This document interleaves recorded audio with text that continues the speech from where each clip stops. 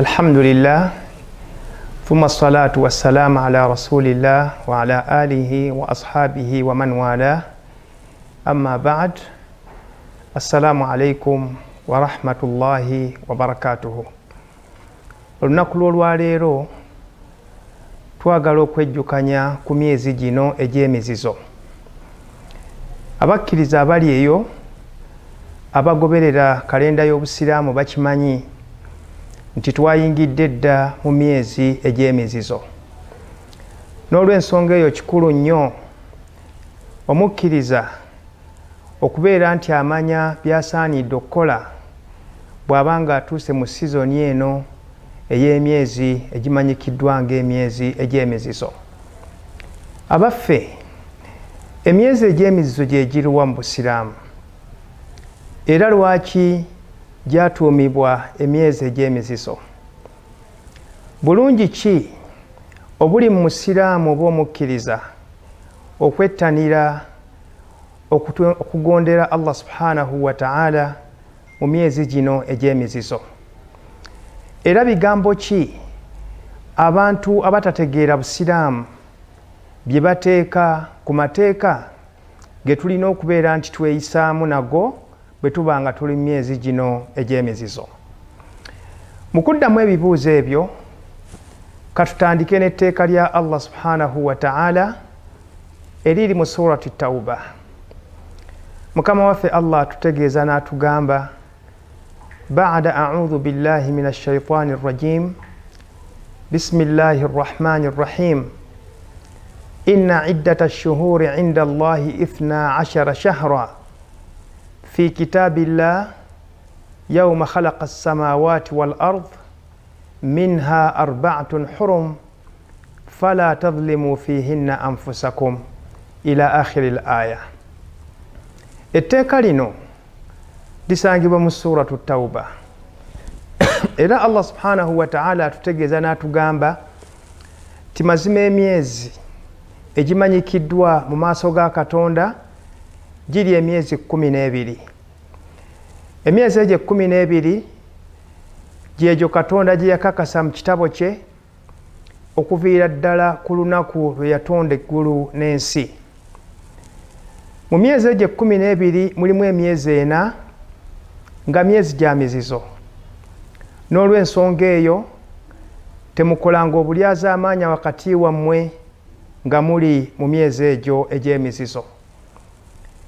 Okusooka kwa byonna, emyezi egy'emizizo gye giruwa mu Busiraamu? Aya etulaze nti emyezi giri 4. Ebigambo bya Nabbi sallallahu alayhi wasallam ne bijja ne binnyonnyola emyezi egyo 4 gye giruwa.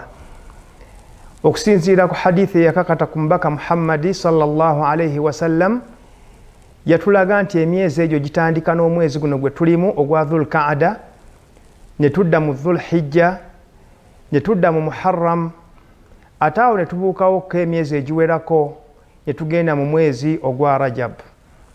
Ekitaliiko kubuusabuusa wakati w'abamanyi nti emyezi egy'ena gy'emyezi egy'emizizo. Katonda subhanahu wa ta'ala yasalawo emyezi 3 ku myezi 4 gibeere nga giddiriŋŋana olw'ekigendererwa kye tujja okulaba ekiri mu myezi gino egy'emizizo.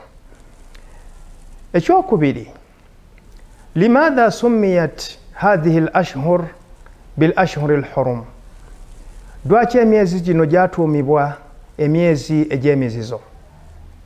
Okutegeera kye bategeeza n'emizizo, okutegeera amakulu agali mu kigambo ekyo, tulina kuddayo eri olulimi Oluwarabu ne tukimanya nti ekigambo hurum kiviira ddala mu nsulo ey'ekigambo haram oba haruma, yaharumu, kibeera nti kyekintu ekyaziizibwa. Naye amakulu ameekusike agali mu kigambo hurum, agali mu kigambo haram, newaakubadde tukitunuulira ng'ekintu ekyaziizibwa oba ekintu ekirina emizizo, tuba nga tukikoze tubeera nga tetukoze kisaanidde kubeera nti kikolebwa. Naye amakulu agemeekusika agalimu gy'emirembe, bwe butebenkevu, obubeera mu buli kintu kyonna ky'omanyi nti kya muzizo. Ekyokulabirako, Nabbi sallallahu alayhi wa sallam mu hijjatul wida yannyonnyola bulungi n'agamba nti ekibuga Makka kibuga kya mizizo. Era nkakasa bulungi nti abantu abagenda e Makka mulaba emirembe egiri mu kibuga ekyo, okutuuka ku extent nti bwe baba nga baziinye swalanga eyo ebiseera biri eby'emabega, wasanga nga abantu nga balesa amaduuka gaabwe agajjudde ebitundibwa eby'ebbeeyi nga gold, nga silver n'ebirala, nga baleka amaduuka gaabwe nga bagagguddewo, tewali kutya kwonna kubanga ekibuga kya mizizo. Era ojja kukiraba nti buli kintu kyonna ekiwangaalira mu haram, ekiwangaalira mu Makka, oba ekiwangaalira mu kitundu ekyo Nabbi sallallahu alayhi wa sallam kye yateekako enkizo oba kye yateekako hudud oba ensalo, n'agamba nti gino gy'emizizo, ojja kwesanga nga buli kintu kyonna kiwangaalira mu mirembe. Olaba n'ebisolo ebiwangaaliramu biwangaalira mu mirembe, tewali abikwatako. Ebinyonyi ebiwangaaliramu biwangaalira mu mirembe. Era Nabbi sallallahu alayhi wa sallam bwe yatuuka okuba nti alondamukko ebisolo oba ebinyonyi ebirina okuttibwa mu haram, yabyogera nga biri 5 mu hadithi emanyikiddwa obulungi egamba nti 5 min ad-dawaabi kulluhunna fawasiqun yuqtalna fil haram. Nabbi sallallahu alayhi wa sallam yalondamu ebintu 5 byokka oba ebisolo 5 byokka ebittibwa mu haram, ate era naawe ensonga n'agamba nti ebintu bino, ebisolo bino kubanga biina akabenje oba tugambe nti byonoonefu, bisobola okubeera nti bireeta akabenje ku bulamu bw'omwana Adamu. Okuddayo ku makulu ga al-ashhurul hurum kitegeeza nti buli bw'owulira ng'omuzizo kitegeeza mirembe, kitegeeza butebenkevu. Era kyova olaba nti bannaffe aba bagenze mu Makka bakubirizibwa nnyo okuba nti tebavaamu bigambo bikyamu, bakubirizibwa nnyo obutanyiiza balala kubanga ekitundu kibabeeramu kiba kitundu kya butebenkevu era kibeera kitundu kya mirembe. Si kyekyo kyokka, Nabbi sallallahu alayhi wa sallam yatulaga nti esswala emu gy'osaalira mu Makka oba ky'osaalira mu haram ekubisibwamu emitwalo 10. Ekyo kyonna kijja mu kuba nti oli mu kifo eky'emizizo. Si kyekyo kyokka, mu bulamu buno obwa bulijjo tukimanyi bulungi ti Nabbi sallallahu alayhi wa sallam yagaana omukyala okutambula olugendo olw'olunaku n'ekiro okujjako ng'ayina mahram. La yajuuzu lilmar'a, tekikkirizibwa eri omukyala an tusaafira masirata yawmin wa layla, okutambula olugendo olw'ekiro n'emisana oba olunaku n'ekiro kyalwo okujjako ng'akulembeddwa oba ng'awerekeddwako gwe bayita mahram. Era bw'otunuulira ekigambo mahramu wano kitegeeza mirembe, kubanga obuvunaanyizibwa bwa mahram kukuuma mukyalo ono okuba nti tewaliiwo kabenje konna kamutuukako. N'olw'ensonga eyo bwe tuwulira al ashhurul hurum, bwe tuwulira kye bayita emyezi egy'emizizo, kitegeeza mirembe, kitegeeza butebenkevu. Kansembyeyo ku kino ku makulu g'ekigambo mizizo. Ebintu Allah subhanahu wa ta'ala byatuziizaako ng'abaddu, ebikola byatuziizaako oba ebigambo byatuziizaako, mu lulimi oluwarabu babiyita al-muharramat oba an-nawahi oba az-zawajir, ebintu Allah bye yagaana ffe ng'abatonde okubeera nti tubikola. Naye bw'otunuulira buli kintu kyonna obusiraamu kye bwakuziizaako, njagala okikakase nti bw'okireka ofuna emirembe mu mitima gyo. Funa ekyokulabirako ekyangu, Allah subhanahu wa ta'ala yatuziizaako obubbi, naye tewali muntu wabba okujjako ng'omutima gwe gwafa n'asigala nga mutebenkevu mu kifuba kye. Allah subhanahu wa ta'ala tuzizaako obwenzi. Tewaliyo muntu wabukola okujjako bw'amala okufuluma mu kikolwa ekyo atandika okuwulira nga tali ssekiwa, awulira nga tatebenkedde. Allah subhanahu wa ta'ala yatuzizaako okutta. Teri muntu atta munne okujjako nga tasobola kutebenkera oluvannyuma lw'okuba nti akoze ekikolwa ekyo. Gwe teweewuunya olwaleero lwaki omuntu asobola okutta omulala nga tewaliiwo waakusatu yenna, naye era gye biggweera ng'ebitongole ebikuumaddembe bituuse ku muntu oyo kubanga tasobola kutereera, kubanga okutta muzizo. Buli bw'okola ekintu kyonna eky'omuzizo kitegeeza nti weereetedde obutali butebenkevu eri omutima gwo. N'olw'ensonga eyo Katonda subhanahu wa ta'ala okututeerawo al ashhuru al hurum newaakubadde nga giyitibwa emyezi egy'emizizo, kitegeeza bwe tunaagezaako okwewala ebitasaanye kuba nti bikolebwa mu myezi egyo, nkukakasa nti ensi eno ejja kufuna emirembe. Abantu bajja kufuna emirembe nga tetusosoddeemu wakati w'abasiraamu n'abatali basiraamu. Ensonga endala, ma huwa fadlu al ashhuru al hurum, bulungi ki obuli mu myezi gino egy'emizizo gye twatandise. Emyezi gino egy'emizizo ekitaliimu kubuusabuusa, omuntu yenna buli bw'akoleramu ekintu ekigondera Allah subhanahu wa ta'ala, n'akoleramu ibaada ng'eyo, oba yaswala, oba yakusiiba, oba yakutoola zaka, oba yakuyisa bulungi bantu be bawangaala nabo, oba kuyisa bulungi bakadde be, oba baŋŋanda, tudha'afu fiha al ujur, empeera Allah subhanahu wa ta'ala azikubisaamu. Era gano ge makulu agali okuba nti Katonda waffe subhanahu wa ta'ala mwenkanya nnyo. Abantu abaatukulembera Katonda yabawa obuwangaazi nga buwanvu nnyo. Abaali abakkiriza mu bo ekitegeeza nti baakola emirimu mingi olw'okuba nti baawangaalanga ebbanga ddene. Abantu ba Nabbi Nuhu alayhi salatu wassalaam abaatambuliranga mu myaka 9, myaka 10, naye ate bw'otuuka ku ffe ab'ekibiina ky'omubaka Muhammadi sallallahu alayhi wasallam, omubaka waffe watutegeereza n'agamba a'maaru ummati ma bayna as-60 was-70 wa qalla man yatajawaza dhalik au kama qala sallallahu alayhi wasallam. Nabbi atutegeeza nti ffe nze naawe tetutera kusukka 70 wakati wa 60 na 70. Asusse ku 70 akimanye nti ali mu bonus, era emyaka egyo gyakwetonda na kwenenya eri Allah subhanahu wa ta'ala, kubanga obubonero bwonna obukutuuse eri Katonda bubeera butandise okweyoleka bulungi. Kati ekisa kya Katonda n'obwenkanya bwe gye tuli, olw'okuba nti ffe tetuwangaala bbanga ddene, yatukolera ekyenjawulo n'aba nti atuwa emyezi n'atuwa seasons ez'ebifo ez'ebiseera. Bwe tuba nga tuzettanidde n'okumusinza, Katonda atuwa obulungi bungi. Mu sizoni ezo mwe muli al ashhuru al hurum, mwe muli ebbanga lino ery'emyezi egy'emizizo.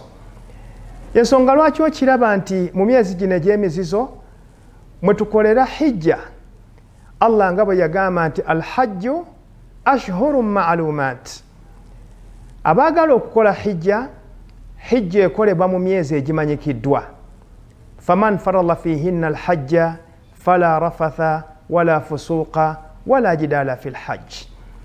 Abaagala okukolera hijja mu myezi egyo mubeere nga muli bantu ba mirembe, temubaamu kuvumaŋŋana, temubaamu kwogera bigambo bitali birungi eby'obuwemu, temubaamu nnyombo wadde enkaayana bwe muba nga muli mu hijja, kubanga hijja ekolebwa mu myezi egy'emizizo. N'olw'ensonga eyo olaba nti kikulu nnyo okutandika mu mwezi guno ogwa Dhul-Qa'da okusinziira ku bigambo by'abamufassirin ba Qatada, ba Qurtubi, nti buli kirungi kyonna ky'onookoleramu, bw'eba swala ya sunna, bwe kuba kusoma Qur'an, n'enniya eyo nti okikola kubanga oli mu myezi gya mizizo, yudha'afu laka al ujur, Allah subhanahu wa ta'ala agenda kuwa empeera nnene. Ku sayidi endala olw'okuba nti gino emyezi gya mizizo, Allah subhanahu wa ta'ala yayogera mu tteeka lye twatandise nalyo n'agamba nti fala tadhlimu fihinna anfusakum, mu myezi gino temukoleramu bulyazaamaanya bwonna wakati wammwe. Nekitegeeza ki? Emyezi gino tetusaana kuba nti tusobezaamu Allah subhanahu wa ta'ala. Njagala okukubiriza omutima gwange n'egyammwe okwewala ennyo okubaako n'ezzambi ly'okola mu myezi gino ena oba mu myezi gino esatu egitandise. Katonda bw'agamba fala tadhlimu fihinna anfusakum, temwekolako bulyazaamaanya mu myezi gino, kitegeeza okuggyawo obulyazaamaanya bwonna wakati wo ne mukwano gwo gw'owangaala naye, wakati wo n'oyo gw'osuubula naye, gyawo obulyazaamaanya. Wakati w'omwami n'omukyala ewaka, fala tadhlimu fihinna anfusakum, mukyala wo tomukolako bulyazaamaanya, naawe omukyala tokola bulyazaamaanya kubbaawo. Mu myezi gino egy'emizizo gy'emyezi gye tugenda okuba nga tuddizaamu abaana mu masomero. Fala tadhlimu fihinna anfusakum, abazadde temulyazaamaanya baana bammwe kuba nti mugaana okubasasulira ebisale nga mulina obusobozi. Fala tadhlimu fihinna anfusakum, bannannyini masomero muleme kukola bulyazaamaanya bwonna ku bazadde. Fala tadhlimu fihinna anfusakum, abaana temukola bulyazaamaanya ku bazadde bammwe. Bw'abanga muzaddewo akuwadde ebyetaagisa, school fees amutaddeyo, kiki ekikugaana okusoma n'okweyisa obulungi? Kubanga bw'onooba nga okikoze ojja kubanga oli mu kugondera Allah ate ng'ogondedde omuzaddewo. Bw'onooba tokikoze etteeka likukwata. Fala tadhlimu fihinna anfusakum, temukolamu bulyazaamaanya bwonna mu mwezi guno. Njagala okukubiriza bazadde bannange tutereeze wakati waffe, abantu mwenna okutwaliza awamu tutereeze wakati waffe, kubanga tuli mu myezi gino emyezi egy'emizizo. Allah subhanahu wa ta'ala ekirala kyeyayongerako mu myezi gino egy'emizizo, fa innahu kad harrama alqitaala fiha, Katonda yagaana entalo, yagaana obulumbaganyi mu myezi gino egy'emizizo. Mukama waffe Allah agamba wayasalunaka ani shahri alharami qitaalin fihi, bakubuuza gwe omubaka Muhammad sallallahu alayhi wasallam ku omwezi ogw'emizizo abaffe tukkirizibwa oba okulwaniramu Katonda akutunulako atya. Bannannyini qiraati mukimanyi nti mu tteeka lino mwajjiramu qiraati ziringa 3. Bannannyini lulimi bwe batuuka awo beegazaanya nnyo, kubanga bw'ebeera fatha waliwo amakulu, bw'ebeera dhamma eriko amakulu, bw'ebeera kasra eriko amakulu. Naye ffe kye twagaddemu ye mukkiriza okumanya nti mu myezi gino egy'emizizo tetukkirizibwa kuba nti tulwaniramu, kubanga Allah subhanahu wa ta'ala bwe yategeeza omubaka Muhammadi sallallahu alayhi wasallam n'agamba nti bakubuuza okulwana mu myezi egy'emizizo, yagamba nti qul, baddemu obagambe, qitaalun fihi kabir, obulumbaganyi bwonna obukolebwa mu myezi egy'emizizo kibeera kinene nnyo, zambi ddene nnyo, kirabika bubi. Waswaddun an sabilillah, nakuba mabega ekkuba ettuufu erya Allah subhanahu wa ta'ala, wa kufurun bihi, era kikolwa kya buwakanyi, kikolwa si kya buntu. Yensonga lwaki mu myezi gino egy'emizizo tetukkirizibwa kubeera nga tunaawuza entalo, era bwe tuba nga tulumbiddwa tulina kubanga twedifendinga okusinziira ku extent eyo ey'obulumbaganyi. Emabegako awo wabaddewoko omukyala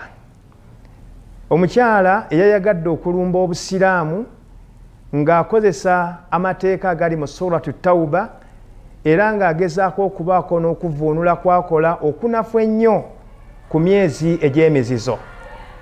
Yaleese etteeka erigamba nti fa idha nsalakha al ashhuru al hurum, bambi n'etteeka teyalisomye mu Luwarabu, senga abadde yalisomye mu lulimi lwalyo lwe lyakkiramu, oba oliawo Katonda yandimuwadde ekitangaala ekyokutegeera kiki Katonda kiyategeeza.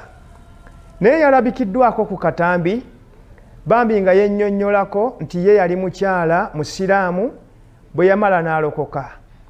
Naye n'alaga nti eddiini y'Obusiraamu ddiini ya ntalo, eddiini eragira abantu okubeera nti bagenda banoonye ku buli mukafiiri yenna, banoonye buli muntu atali musiraamu yenna okumutta. Bwe yayagadde okwesembesa yakozesezza aya ekwatagana n'emyezi egy'emizizo. Naye ndaba nga kikulu omusiraamu yenna okutegeera obutuufu bw'etteeka eryo, ate n'okuba nti tujjawo okubuzaabuzibwa ku nzivuunula y'etteeka eryo. Etteeka omukyala lye yabadde ayogerako ligamba nti fa idha nsalakha al ashhuru al hurum, emyezi gino egy'emizizo bwe giggwaako jjukira nti batugaanye okugirwaniramu.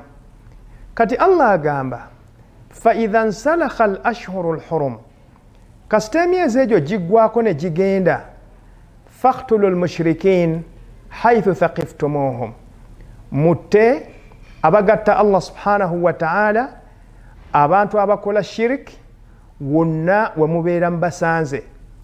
Waqudu lahum kulla marsad, era mubeerenga mubalindiriza buli wantu wonna we mubasuubira mubeerenga mubateega.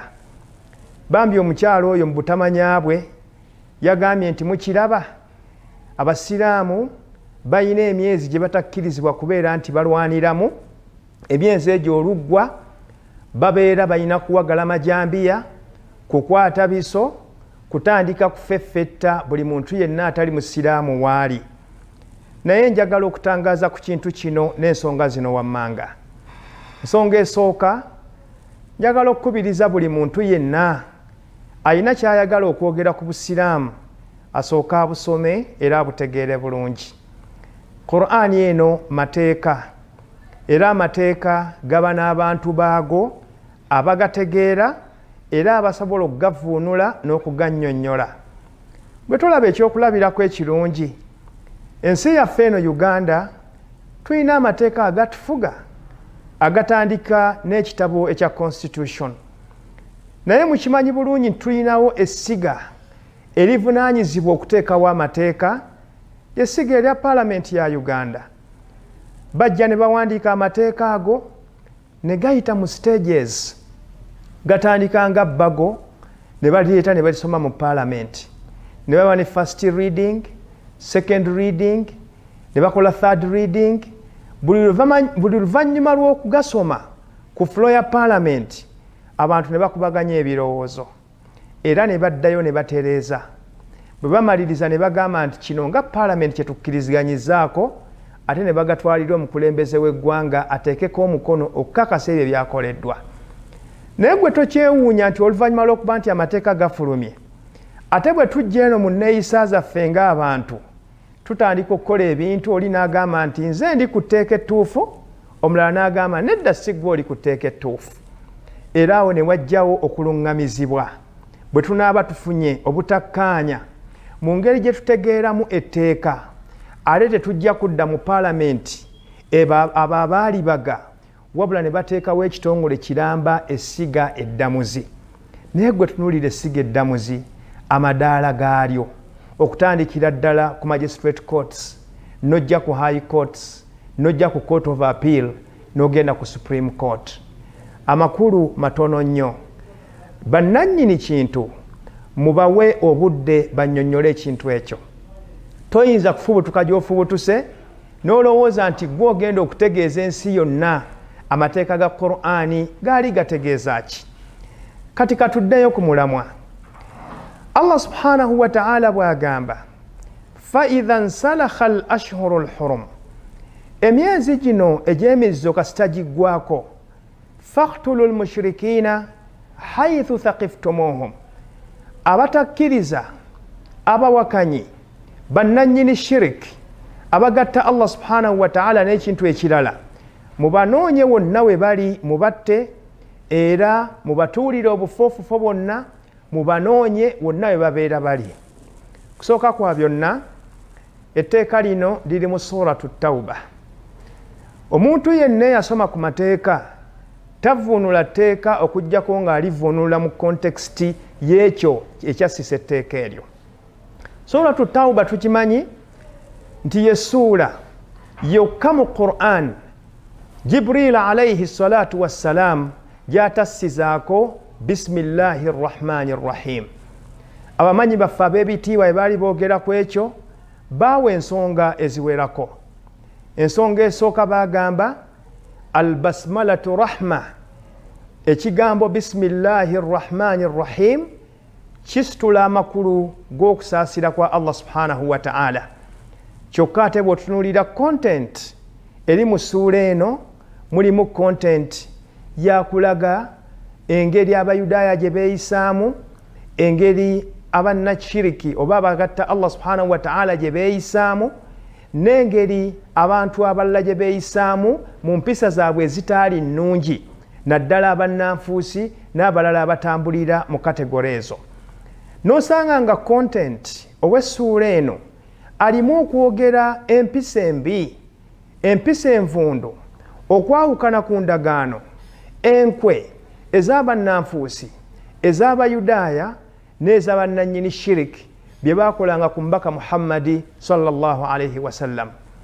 Era ne weesanga nti mu tteeka lye limu mulimu amateeka mangi agaali googera okuba nti abantu abo bayisibwa mu ngeri gye bayisaamu abalala. Era kyova olaba nti etteeka lino suratu Tawba lyetteeka oba lyessuura eyakkiramu amateeka mangi ag'entalo. Ekyokubiri abamanyi baffe kiboogera bagamba nti suratu Tawba yakka mu mwaka gwa 9 era yakka mu ghazwatu Tabuk, ekitegeeza nti yakka mu biseera bya lutalo. Ekyagissa kaana li rafi'i al-aman, yakka okubeera nti eraga nti eddembe eribadde nga liweebwa bamushirikiin, abayudaaya, abannanfuusi, eddembe eryo liweddewo. Lwaki liweddewo? Olw'obuyitirivu bw'endagaano ennyingi ze baamenya, ze baali baakola n'omubaka Muhammadi sallallahu alayhi wasallam. Tewaaliwo bwetaavu lwaki suratu Tawba yali yeetaaga okutandika ne basmala okusinziira ku hikma ya Allah subhanahu wa ta'ala. Kubanga albasmalatu rahma, bismillahi rrahmani rrahim erimu amannya ga Allah abiri, arrahman nirrahim. Omukkiriza ali eyo n'afuna ekyokuyiga nti Allah subhanahu wa ta'ala yatugaana obunnanfuusi, yatugaana okukwenyakwenya. Mirundi emeka gy'otoolera musiraamu munno salaamu naye ng'akakukuuzi k'omuyinako ku mutima k'amaanyi? Mirundi emeka munno lw'omutoolera salaamu ejjudde emirembe, ejjidde emikisa, ejjudde okusaasira, naye nga omutima gwo gujjuddeko ensaalwa eri omukkiriza oyo? Mirundi emeka gy'olaga akaseko mu maaso ga muganda wo naye ng'ate omutima gwo nga Allah bwe yagamba wama tukhfi suduruhum akbar, nga byokwese ku mutima gwo nga bingi. Ag'amakulu tugayige mu suratu Tawba okuba nti teyassibwako bismillahi rrahmani rrahim. Naye ekigambo ekimu ku bisinga okuba eby'amaanyi, suratu Tawba tekwakkirako basmala lianna Jibrila alayhi salatu wassalam, kubanga Jibrila alayhi salatu wassalam amarahu rabbuhu an yunazzilaha, Katonda yamulagira agisse, wa hiya khaliyatun min albasmala, nga teriiko bismillahi rrahmani rrahim.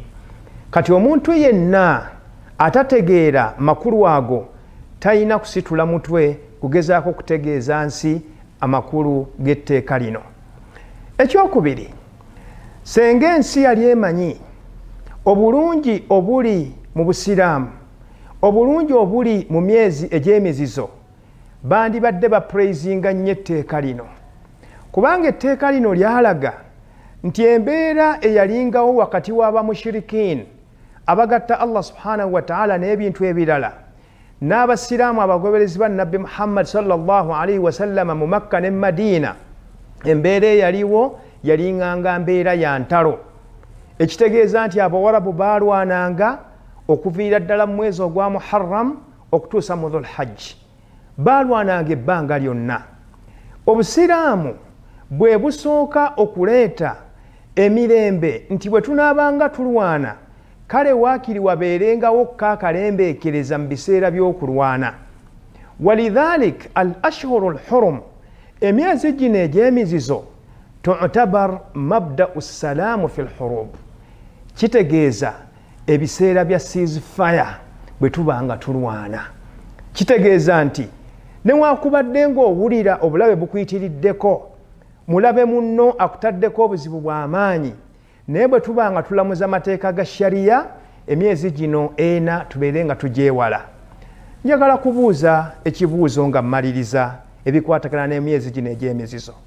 Timulaba mutya senga eyo principle twali tugyekutteko ne tumanya nti mu myezi ena, mu myezi gy'omwaka 12 tewali kulyazaamaanya, tewaliiwo lutalo, tewali bulyazaamaanya mu maka, tewali bulyazaamaanya mu busuubuzi, tewali bulyazaamaanya mu byabufuzi, tewali ntalo zonna, si mu maka, si mu bika, si wakati w'abantu. Eyo mabda'u yokka, principle yokka nga tugyekutteko, ensi eno yandibadde ddala efaanana etya? Kiba kitegeeza nti senga twali tukyekutteko, abaluganda ababiri abagugulana olw'ebyobusika ebya kitaabwe bwe bandituuse mu piriyodi eno nga bagamba nti tewali kusojja mulala, tewali kulwana. Abaagalana ababiri nga muli bafumbo, emyezi gino ena gyandibadde myezi gya mirembe ewaka, tewaliiwo kusojjagana kwonna, tewaliiwo kusoowagana kwonna, tewaliiwo olutalo lwonna. Ba employers abakozesa abantu abalala, omukozi gw'okozesa yandibadde ng'ali mu mirembe, n'ono akola yandibadde ng'ali bwa mirembe nnyo eri mukama wa mukozesa. Tewandibaddewo buzibu wakati wa bika wadde wakati w'ensi zonna. Kiba kitegeeza nti ekituufu ensi yandibadde ewangaalira mu mirembe gy'otalabako, kubanga gwe oli muntu nabaki tugambe mabegako awo twabadde mu Shawwal, gwe mwezi ogw'ekkumi oluvannyuma lwa Ramadan. Katuyingidde mu Dhul Qaada, obadde olina obutakkaanya ne muganda wo ne mukyala wo ne mukozi munno ku mulimu n'emirala, ne bakugamba nti mala emyezi 3 teri kusojjagana, teri kuvumaŋŋana, teri bulyazaamaanya, nti bw'oba owulira nti ddala oli kalintalo, oli nannyini nnyombo, ojja kumuddira mu mwezi nga ogwa Muharram guweddeko nga tugenze mu Rabi'ul Awwal. Gwe n'omala emyezi 3 nga tolina nnyombo, era gw'obeera muntu nabaki ateeka omutima gwe ne gubeera nga guteese emyezi 3 bwe giggweerako n'ogamba era oyagala oddemu onaawuze enkaayana n'ennyombo ze walina ng'emyezi 3 gyo tekinnaba kutuuka. N'olw'ensonga eyo njagala okumaliriza nga nkubiriza abakkiriza, ekisooka twettanire nnyo emyezi gino egy'emizizo bita'at, n'okugondera Allah subhanahu wa ta'ala. Biswala, tusaale, tutoole sadaka, tutoole zaka, tusiibe n'ebirala ebifaanaganako bwe bityo, kubanga myezi gino tudaafu fiha al ujur. Ekyo kimu. Ekyokubiri, twewale nnyo ennyombo okusoowagana wakati waffe mu kategorizi zonna zemmenyeeko. Ekyokusatu kwe kubateekateeka ti Mungu subhanahu wa ta'ala bawaddeko busobozi, lwaki tokozesa emyezi gino egy'emizizo n'osasula akasente akasaamusaamu osobole okubeera nti ogenda okola hijja, obeere ng'oyongera ku bungi bw'ogenda okufuna myezi gino egy'emizizo. Abaana abatebagenze mu hijja kyekiseera okweteekerateekera ennaku 10 Allah subhanahu wa ta'ala ziyalayira n'agamba nti wal fajr wa layalin 10, ebiro ebyo 10 tutandika okuba nga tubyeteekerateekera olw'obulungi obungi obulimu biidhnillah bwe tujja okuba nga twogerako. Aqulu qawli hadha wassalamu alaikum wa rahmatullahi wa barakatuh.